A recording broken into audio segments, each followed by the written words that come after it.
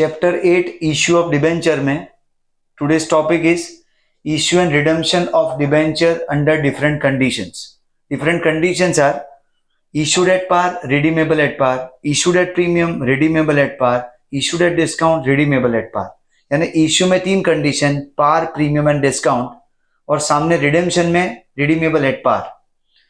Next is redeemable at premium. In all these three cases, issued at par, redeemable at premium, issued at discount, redeemable at premium, and issued at premium, redeemable at premium. तो total 6 अलग अलग cases है और हर एक case को यहाँ पे study करते हैं हमने 6 अलग अलग क्वेश्चंस में. सबसे पहले यहाँ पे क्वेश्चन नंबर 28 में ए लिमिटेड का केस दिया गया है. 4000 debentures, 12% debenture issued at premium of 5% and redeemable at par. Issued at premium and redeemable at par. So first entry is bank to debenture application and allot when application amount is received. Now issued at premium of 5%, 100 rupees is the face value. 100 plus 5, 105 is received. So total amount received is 4,20,000. Entry होगी bank to debenture application and allot. Next entry में this amount will be transferred to debenture out of 4,20,000. 4,000 into 100, 4 lakh rupees will be transferred to 12% debenture, face value of debenture, and to security premium reserve 4,000 debentures and 5 rupees premium 20,000. अब यहां से आगे हमें सिर्फ issue की entry पूछी है, पर रिडेम्पशन की entry for sake of presentation यहाँ पे मेंशन की है ऑल 6 केस में. तो यहाँ पे रिडेम्पशन की entry at the time of redemption first of all amount is due. तो due for redemption is 12% debenture to debenture holders. Debenture holders में 4,000 into 100 यानी 4 lakh rupees will be transfer. Then debenture holders to bank actual amount paid. तो due करते हैं जब redemption के लिए तब एंट्री होगी debenture to debenture holders and actual payment के वक्त debenture holders to bank 4 lakh because redemption is at par. Next case जो है G limited, again 4,000 debenture of 100 each, 12% debenture issued at 10% discount. Now issued at discount means less amount is collected. 100 के debenture में 10 का discount यानी 90 rupees collect करके redeemable at par, redemption at par यानी 100 rupees is return. तो first of all issue करते हैं bank to debenture appli and allot 4,000 debentures and 90 rupees received because 100 rupees debenture and 10% discount, so 90 rupees is received. तो 3,60,000. Next entry इस debenture appli and allot 3,60,000 to debentures 12% debenture. लेकिन debenture की face value है 4,000 into 100 यानी 4 lakh rupees. 4,000 debenture और 100 का एक 4 lakh rupees is to be credited to debentures account और amount received is only 3,60,000. So 40,000 rupees is debited to debenture discount account. 4,000 debentures and 10 rupees discount, so total 40,000. Now redemption is at par. So जैसे previous case में debenture to holders and holders to bank, same 12% debenture to debenture holders and debenture holders to bank 4 lakh rupees will be returned to debenture holders. Next case S Limited, 4,000 debentures, 12% debenture of 100 each, issued at par and redeemable at 10% premium. पार पे issue किया जा रहा है, premium पे redemption है. पार पे issue यानी 100 rupees is received and premium पे रिडेम्पशन है, means extra amount, excess amount is paid for debenture 10% premium. Redemption premium is 10%. तो issued at par and redeemable at 10% premium यानी वापस करते वक्त 110 रुपए रिटर्न करने. तो first of all 100 rupees is received. तो bank to debenture application and allot 4,000 debentures 100 rupees each, 4 lakh rupees received on application. This 4 lakh rupees is transferred to debenture by passing this entry debenture application and allot to 12% debenture 4 lakh. लेकिन यहाँ पे 2 account extra आएंगे. यहाँ पे as per prudence conservatism principle कोई भी anticipated expense, loss या liability, it is to be recorded at the time when it is materialise, when it is accrue, when it is known to the organisation. यानी जब business unit में पता चले कि ऐसी लायबिलिटी फ्यूचर में होगी तभी उसको रिकॉर्ड करना होता है. तो यानी इश्यू के वक्त हमें पता है कि 10% रिडेम्पशन प्रीमियम पे करना है, एक्स्ट्रा अमाउंट देना है. तो वो रिडेम्पशन प्रीमियम यहाँ इश्यू की एंट्री में ही आएगा जब हम अमाउंट डिबेंचर में ट्रांसफर करेंगे. पर डिबेंचर रिडेम्पशन प्रीमियम 40,000 के सामने हमें कुछ नहीं मिल रहा है, इसलिए ये loss on issue of debenture. तो ये 2 adjacent account, loss on issue of debenture to debenture redemption premium, ये 2 इंटर रिलेटेड अकाउंट आएंगे. उसके बाद रिडेम्पशन के वक्त 12% debenture, debenture redemption premium to debenture holders, 4 lakh debenture के 40,000 डिबेंचर रिडेम्पशन प्रीमियम के and to debenture holders 4,40,000 and when actual amount is paid entry will be debenture holders to bank 4,40,000. तो ये जो केस था वो issued at par and redeemable at premium, और जब भी रिडेम्पशन प्रीमियम आएगा ये दो अकाउंट जरूर आएंगे, loss on issue and debenture redemption premium issue की एंट्री में, और फिर रिडीम करते वक्त debenture redemption premium to debenture holders and actual payment debenture holders to bank. Next case जो है वो एम लिमिटेड. यहाँ पे डिबेंचर है 4,000 डिबेंचर और 12% डिबेंचर अगेन 100 ईच. इशू की कंडीशन है 5% डिस्काउंट. इशू की कंडीशन है 5% डिस्काउंट और रिडीमेबल एट 5% प्रीमियम. यानी 100 का डिबेंचर 5% प्रीमियम पे इशू हुआ है, यानी 5 रुपए लेस रिसीव होंगे. 95 में इशू हुआ है और रिडीम करते वक्त 100 प्लस 5 यानी 105 पे करने, यानी less amount is received and more amount is paid compare to face value. 95 receive करके 105 रीपेमेंट करना है. तो पहले एंट्री रिसीव करने की bank to debenture appli and allot 95 rupees received on 4,000 debenture 3,80,000. Now 3,80,000 debenture appli and allot to 12% debenture 4 lakh to 12% debenture 4 lakh, और यहाँ पे डिबेंचर रिडेम्पशन प्रीमियम 20,000 का देना है जो कि 5 रुपीज है पर डिबेंचर. 4,000 इंटू 5 20,000. अब सिचुएशन ये है कि क्रेडिट पार्ट में 4,20,000 और डेबिट में 380 है, तो 40,000 रुपीज. ये जो टॉपिक है जहां पे डिस्काउंट पे इशू करते हैं और प्रीमियम पे रिडीम करते हैं, तब डिस्काउंट और लॉस ऑन इशू को हमेशा क्लब कर दिया जाता है. Discount on issue of debenture and loss on issue of debenture is clubbed together because both this item is part of fictitious unreal asset shown as a deduction from reserves and surplus on the liability side of balance sheet under the heading of shareholders fund. तो ये दोनों item को as a matter of prudence sequentially write off करना होता है in the proportion of benefit received by the company from amount of debenture, जो कि further future topic में वो आने वाला है. लेकिन यहाँ पे ऐसा समझना है कि दोनों फिक्टिशियस एसेट और डिफर्ड रेवेन्यू एक्सपेंडिचर के स्टेटस में आते, इसलिए both this items are club together and shown under one common head, that is loss on issue of debenture. So 40,000 rupees, 5 rupees is of discount and 5 rupees is of loss on issue, and total 10 rupees will be debited to loss on issue of debenture 40,000. फिर ये redemption करते वक्त 12% debenture redemption premium, because redemption premium है यहाँ पे 20,000 का, both this account debited and to debenture holders amount payable is 4,20,000. When actual amount is paid debenture holders to bank 4,20,000.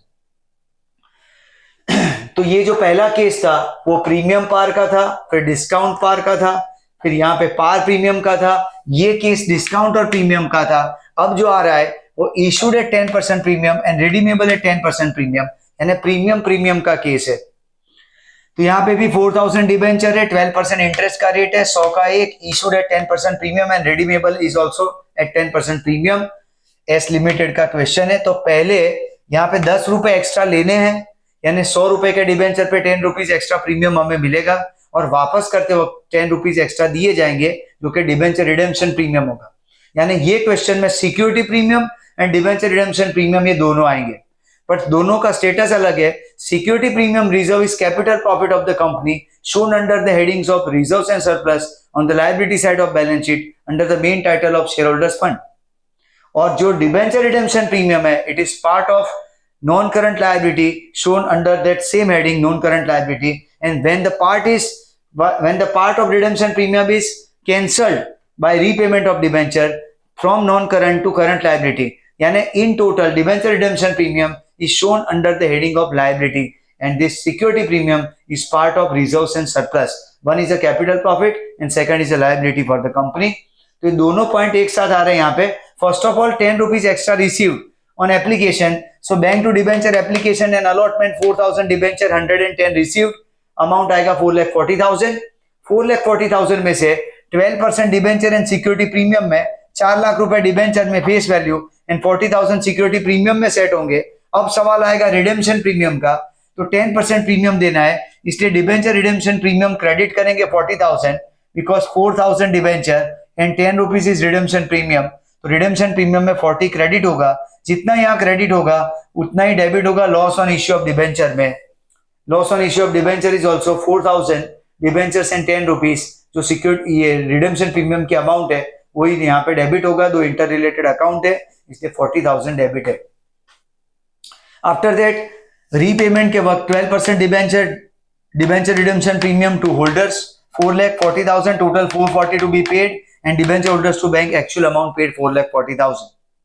Last एक case हमने एक्स्ट्रा लिया यहाँ पे डब्ल्यू लिमिटेड के नाम से, वही 4,000 debenture 12% debenture of 100 each issued at par and redeemable at par, क्योंकि यहाँ पे वो कंडीशन नहीं थी, ये जो 5 कंडीशन दी गई थी टेक्स्ट बुक में ये एक एक्स्ट्रा है, issued at par redeemable at par. तो सबसे पहले bank to debenture appli and allot 4,000 debenture and 100 rupees received, 4 lakh rupees received. This 4 lakh rupees now transferred to 12% debenture by passing that entry debenture apply and allot to 12% debenture। उसके बाद यहाँ पे repayment के वक्त, चूंकि पूछा नहीं है यहाँ पे क्वेश्चन में, कोई भी क्वेश्चन में, लेकिन रीपेमेंट के वक्त रिडेम्पशन के वक्त पहले 12% debenture to debenture holders 4 lakh and then actual payment is made debenture holders to bank 4 lakh rupees. तो ये जो 6 केस थे वो issue and redemption of debenture under different condition, issued at par, redeemable at par, issued at premium, redeemable at par, issued at discount, redeemable at par। ये तीनों में पार की condition है रिडेम्पशन में और फिर प्रीमियम की कंडीशन है रिडेम्पशन में। तो par premium means issued at par, redeemable at premium, issued at premium, redeemable at premium, issued at discount and redeemable at premium। Most important technical point is in this case issued at discount and redeemable at premium, यहाँ both the amount means discount on debenture and loss on issue of debenture, both this amount are clubbed together and shown under the common heading of loss on issue of debenture because both these item is part of fictitious unreal asset। Next case, CC Limited 50,000 debentures 9% debentures of rupees 10 each issued at par, application में 4 rupees, allotment में 6 rupees and redemption is at 10% premium। Redemption is at 10% premium after 10 years। We are required to pass entry for issue of debenture only। तो यहाँ पे important बात यह है कि जब भी रिडेम्पशन प्रीमियम आता है, पॉइंट ये है कि जब भी रिडेम्पशन प्रीमियम आता है तब लॉस ऑन इश्यू डेबिट होगा और डिबेंचर रिडेम्पशन प्रीमियम क्रेडिट होगा। लेकिन यहाँ पे दूसरा क्वेश्चन है, यहाँ सारे केसेस लमसम अमाउंट के थे, यहाँ पे 2 अमाउंट पार्ट में मंगाई जा रही है, 4 रुपए एप्लीकेशन में, 6 रुपए अलॉटमेंट में। तो सवाल ये है कि लॉस ऑन इश्यू और डीआरपी को कहाँ सेट करें। तो याद रखना है जब भी अमाउंट पार्ट्स में मंगाया जाता है तब अलॉटमेंट के स्टेज पे लॉस ऑन इश्यू डेबिट करना है और डिबेंचर रिडेम्पशन प्रीमियम क्रेडिट करना है। तो पहली एंट्री 4 रुपए रिसीव करेंगे 50,000 डिबेंचर्स पे, 50,000 into 4, first bank to debenture application 2 lakh rupees, then 2 lakh rupees will be transfer to debenture application to 9% debenture, then allotment is due. तो डिबेंचर अलॉटमेंट में अब यहाँ पे अमाउंट आएगा 50,000 डिबेंचर पे 6 रुपीज ड्यू होगा, क्योंकि अलॉटमेंट में 6 रुपए ड्यू होने, इसलिए 3 lakh rupees will be debited to debenture allotment and credited to 9% debenture. तो डिबेंचर अलॉटमेंट टू 9% डिबेंचर ये मेन पार्ट है, लेकिन यहाँ रिडेम्पशन की कंडीशन प्रीमियम पे है, इसलिए ये 2 इंटर रिलेटेड अकाउंट्स आएंगे, loss on issue of debenture and to debenture redemption premium. Premium का रेट 10% है, फेस वैल्यू 10 है, तो 10 का 10% 1 रुपीज रिडेम्पशन प्रीमियम। तो 50,000 into 1 credited to redemption premium 50,000 and debited to loss on issue of debenture 50,000 in the same amount। उसके बाद ये allotment का अमाउंट रिसीव किया जाएगा, तो एंट्री आएगी bank account debited to debenture allotment, 3 lakh due किया है, 3 लाख रिसीव किया जाएगा। नेक्स्ट केस में Z limited 50,000 8% debenture of 100 each issued at discount of 6%, 100 में 6% का डिस्काउंट यानी 6 रुपए कम करके 94 रुपीज रिसीव होंगे। अब यहाँ पे सिचुएशन ये है कि रिडेम्पशन एट प्रीमियम है, एप्लीकेशन में 50 रुपए और अलॉटमेंट में बैलेंस अमाउंट मंगाया गया है after discount, net of discount, यानी एप्लीकेशन में 50 होगा और अलॉटमेंट में 44 होगा, क्योंकि 6 रुपीज का डिस्काउंट है, 6% है, 100 की फेस वैल्यू यानी 6 रुपीज इज डिस्काउंट। तो 50 अगर एप्लीकेशन में मंगाया गया है तो बाकी का 44 अलॉटमेंट के वक्त कॉल होगा। तो पहले तो यहाँ पे bank to debenture application 50,000 debentures and 50 rupees 25 lakh rupees and debenture application to 8% debenture amount transfer to debenture 25 lakh rupees. Now allotment due करते वक्त सबसे पहले यहाँ पे अलॉटमेंट में 50,000 डिबेंचर इंटू 44 डिबेंचर अलॉटमेंट की अमाउंट आएगी 22 लैक्स, 8% डिबेंचर में 50,000 इंटू 50 रुपीज फेस वैल्यू, क्योंकि 50 की फेस वैल्यू फर्स्ट स्टेज पे है, 50 रुपीज की face value first stage application के अमाउंट के वक्त है, तो 50 की फेस वैल्यू अलॉटमेंट के वक्त सेट करनी है, इसलिए 50,000 इंटू 50, 8% डिबेंचर में 25 लाख रुपए, और रिडेम्पशन प्रीमियम है यहाँ पे, रिडेम्पशन प्रीमियम 10% है, फेस वैल्यू 100, 10% रिडेम्पशन प्रीमियम यानी 10 रुपए का प्रीमियम हुआ, इसलिए 2 डिबेंचर रिडेम्पशन प्रीमियम में 10 रुपए, 50,000 शेयर पे, इसलिए 5 लाख रुपए। तो ये दो क्रेडिट का पार्ट फिक्स हुआ। जैसे यहाँ पे डिस्काउंट और लॉस ऑन इश्यू को क्लब किया था, सेम प्रोसेस यहाँ पे 6 रुपीज का डिस्काउंट और 10 रुपीज का loss on issue, total 16 rupees will be debited to loss on issue of debenture, and 16 into 50,000 amount will be 8 lakh rupees. Then allotment, जो भी allotment ड्यू हुआ है वो रिसीव होगा, जिसके लिए एंट्री होगी bank to debenture allotment 22 lakhs rupees. अब यहां से आगे जो क्वेश्चन है वो कॉल्स इन एरियर्स और कॉल्स इन एडवांस के टॉपिक के रिलेटेड है, उसमें से एक क्वेश्चन यहाँ पे लिया गया है।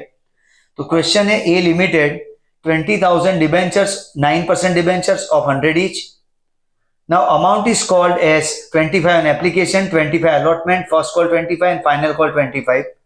तो इस तरह से 100 रुपए की फेस वैल्यू इक्वल पार्ट में 25 रुपीज के इक्वल इंस्टॉलमेंट में मंगाया गया है। अब यहाँ पे सिचुएशन 100 डिबेंचर्स पे एक होल्डर ने कॉल्स इन एडवांस भरा है अलॉटमेंट के वक्त, यानी अलॉटमेंट के वक्त उसने पूरा पैसा भर दिया है, 25 रुपए का फर्स्ट कॉल और 25 रुपए का फाइनल कॉल, टोटल 50 रुपए अलॉटमेंट के वक्त उसने भर दिया है।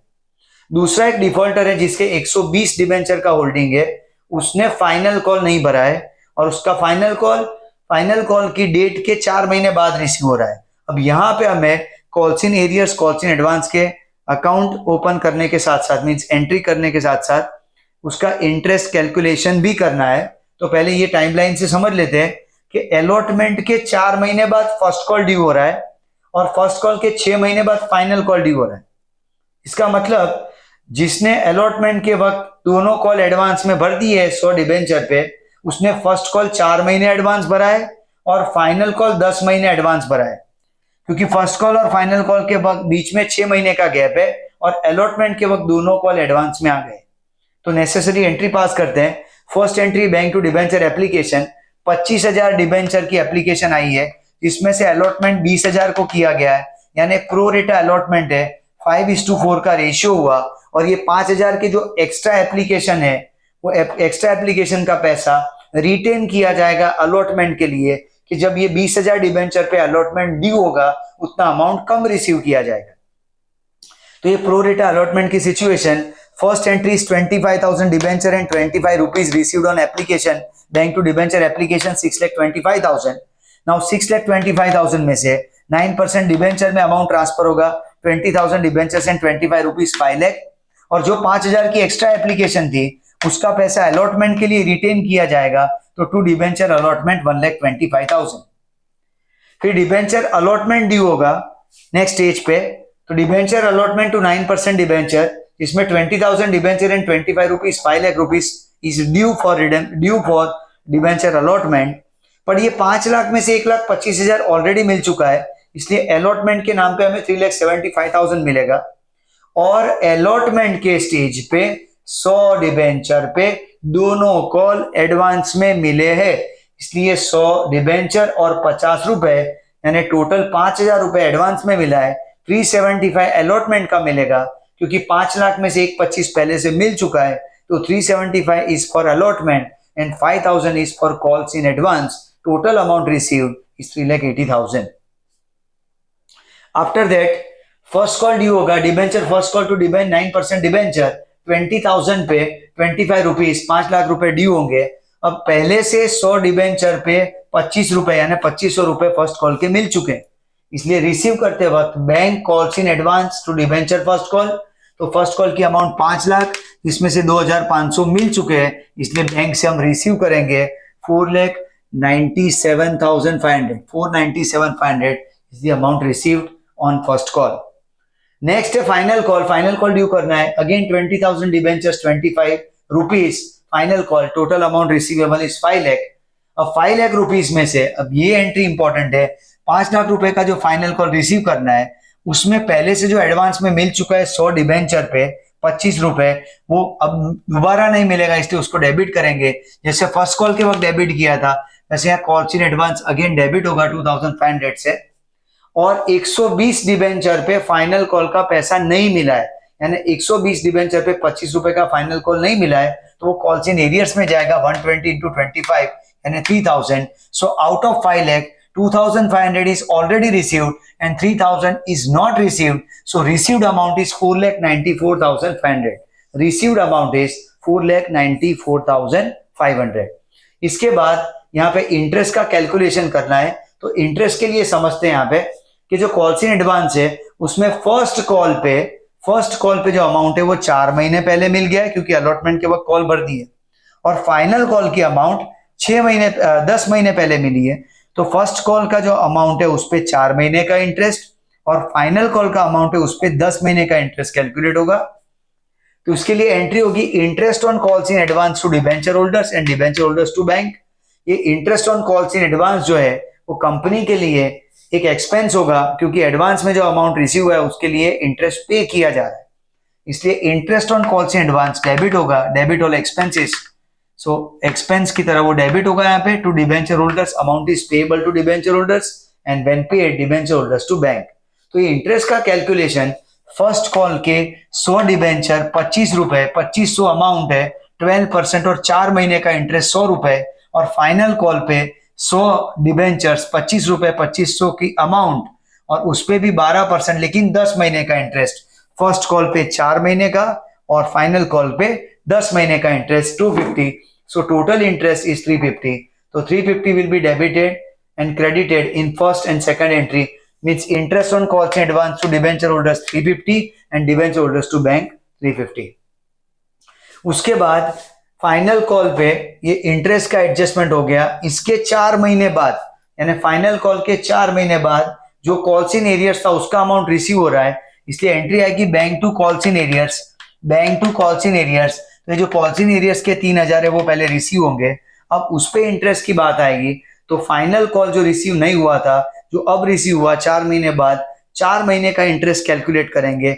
एरियर्स कॉल्स इन एरियर्स पे इंटरेस्ट चार्ज किया जाएगा, वो कंपनी के लिए इनकम है, और credit all incomes and gains. So यहाँ पे ये इंटरेस्ट क्रेडिट होगा जिसके लिए एंट्री होगी debenture holders to interest on calls in arrears, और जब वो अमाउंट रिसीव की जाएगी बाय कंपनी तो एंट्री होगी बैंक टू डिबेंचर होल्डर्स. तो पहले तो इंटरेस्ट की अमाउंट कैलकुलेट करनी है. तो कॉल्स इन एरियर्स की अमाउंट 120 डिबेंचर्स 25 रुपीज का final call 3000 rupees total amount, उस पर 10% इंटरेस्ट कैलकुलेट करना है, 10% इंटरेस्ट चार्ज करना है, और interest will be charge for 4 months क्योंकि फाइनल कॉल के 4 महीने बाद वो हमें रिसीव हो गया है, इसलिए इंटरेस्ट की अमाउंट आएगी 3000 10% एंड 4 months 100 रुपीज. तो first entry will be debenture holders to interest on calls in arrears 100 and when that amount is received by the company bank account debited to debenture holders. इसके बाद last stage पे ये जो nominal accounts open हुए वो 31 मार्च पे जो भी ईयर है उसकी ईयर एंड डेट यानी 31 मार्च पे, क्योंकि स्टेटमेंट ऑफ P&L में ये दोनों नॉमिनल अकाउंट क्लोज करने हैं, एक एक्सपेंस का है और दूसरा इनकम का है, जिसके लिए क्लोजिंग एंट्री पास करेंगे. तो सबसे पहले interest on calls in advance जो फर्म के लिए कंपनी के लिए एक्सपेंस है उसको क्लोज करेंगे by debiting statement of profit and loss account. तो statement of P&L to interest on calls in advance 350 first entry आएगी for closing interest of calls in advance account.